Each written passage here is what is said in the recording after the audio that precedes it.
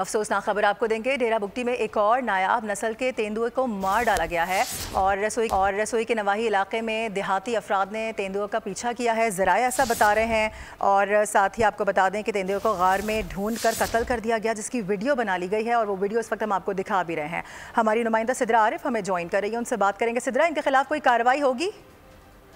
जी, DC डेरा बुगटी ने जब देखा कि सोशल मीडिया में ये तेंदुए को मार के इन्होंने जो है वीडियो अपलोड की है वहाँ के दही इलाकों के बाशिंदों ने, तो उन्होंने हुक्म जारी किया कि इन लोगों के खिलाफ जो है एफआईआर दर्ज की जाए, क्योंकि ये जो है नायाब नस्ल का तेंदुआ था और जैसे ही तेंदुआ नजर आया है तो दही इलाकों के लोगों ने इसका पीछा किया है और ये गार में छुप गया था।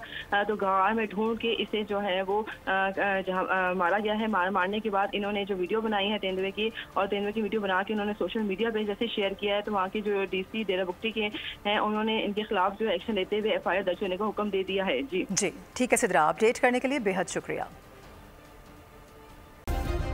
सब्सक्राइब करें और बेल दबाएं ताकि कोई खबर रह न जाए।